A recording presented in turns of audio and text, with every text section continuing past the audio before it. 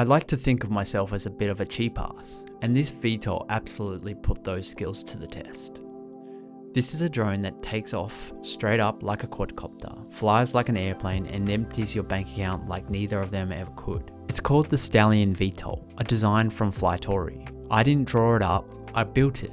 Printed every part on my own machine, wired every motor by hand, and introduced it to the ground on multiple occasions. Everyone asked me the same question: what does something like this actually cost? And I always give them the same answer: define cost. Because the plane is cheap, but everything else to support the plane is not. So today, we're counting every dollar: the parts, the plastic, the tools, and the beautiful expensive mistakes that I made along the way. Let's start with the airplane itself, which is the part everyone assumes is expensive. To build the Stallion, you need 3 things: the design files, filament, and a 3D printer. The files come from Flightory, you buy the Stallion design, and then you add the VTOL pack on top, all in about $70. Then the plastic. The Airframe prints in lightweight PLA, a foaming based filament that's slightly less weight than normal PLA. The important bits, motor mounts, the tilt mechanism, those print in PETG, because regular PLA gets soft in the sun and a motor mount doing a slow drop mid-flight is not what you want. Total filament costs is about $65, give or take, depending on which Amazon or eBay special you can catch. Here's the caveat on the plane is cheap. You need the machine that prints it. A decent 3D printer runs anywhere from $400 to $1,200. The good news is it's a one-time cost, not a per plane cost. Print 1 Stallion, print 10, print replacement parts for all the crashes, same printer, no extra charge. The bad news, it's a one-time purchase that quietly becomes a permanent hobby. So the plane itself, files and filament is about $135. Add a low to mid-range printer, $500. And now we're already looking at $635 and we haven't even touched the electronics.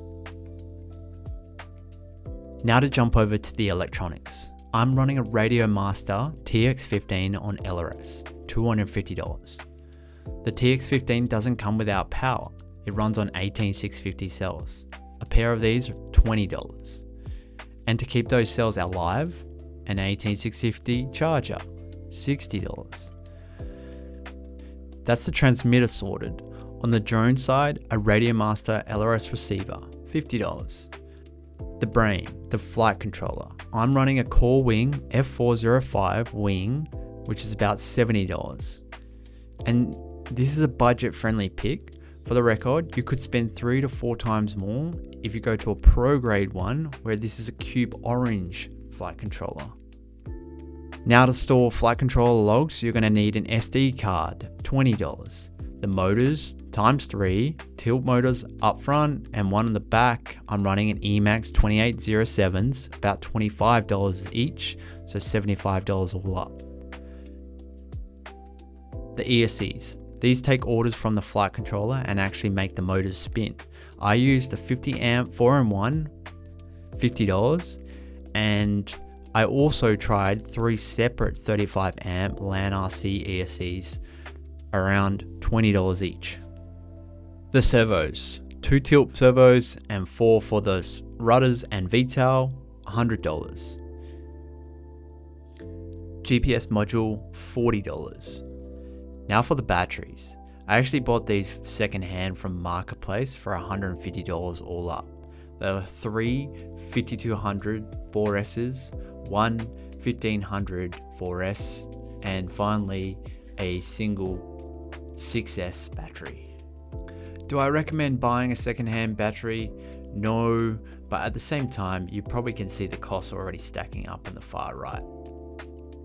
And of course, to safely charge those batteries, I have a D6 Pro Hoda battery charger, $180. Now to jump onto the tools. Yes, I did waste my money on those shitty $20 soldering irons and quickly realized that they weren't powerful enough. So I did upgrade to a second shitty version, which is $80, but it gets the job done. To keep that tip clean, soldering cleaner, $10. Wire strippers, $20. You don't actually need these, but it makes everything so much more easier and cleaner. JTC crimpers, $40. These are to extend or shorten your servo wires.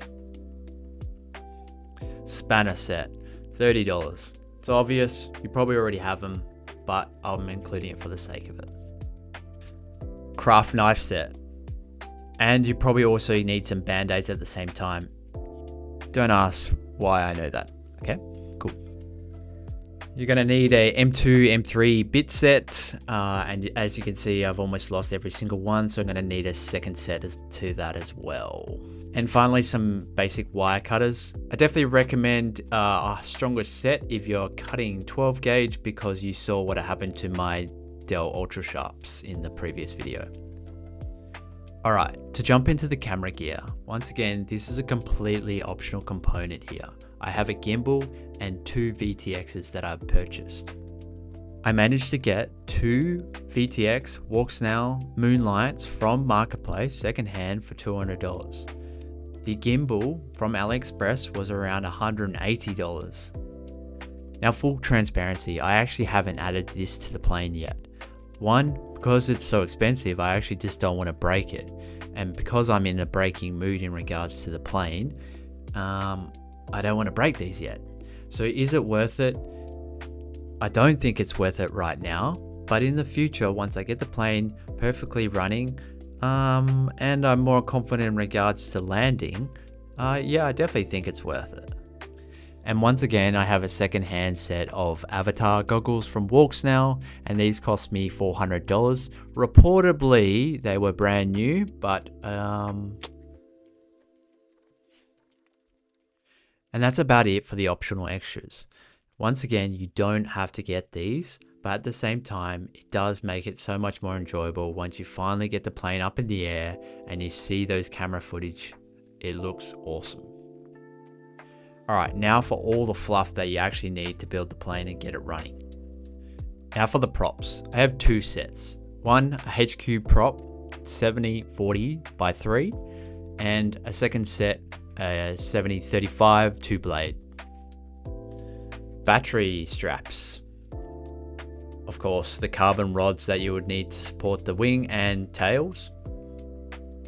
And you're going to need a bunch of servo extenders. Smoke tester.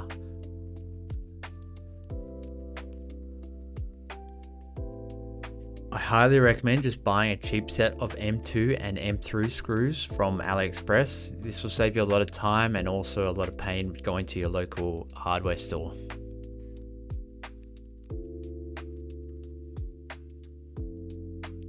Additionally, I recommend getting a bunch of servo connectors and cables that you will use to extend or shorten your servo cables. And while you're buying a bunch of crap from AliExpress, I definitely recommend getting a heat shrink set and a bunch of XT60s that are already been clipped. And you're also going to need a bunch of 12 gauge, 18 gauge, 14 gauge wire. Once again, get this from AliExpress or Ultronics or anywhere of your tech gadget store, whatever you want to call them. Alright, that's all the parts and components that I needed to get the plane up and running. Do you think it's worth it? Let me know in the comments. I have learned so much through this process. At the beginning, I thought it was completely overwhelming. I had no idea what I was doing. I haven't even soldered before building this plane. So I 100% think it was worth it. The costs definitely hurt, but at the same time, it's not always going to be that high. I'll see you in the next one.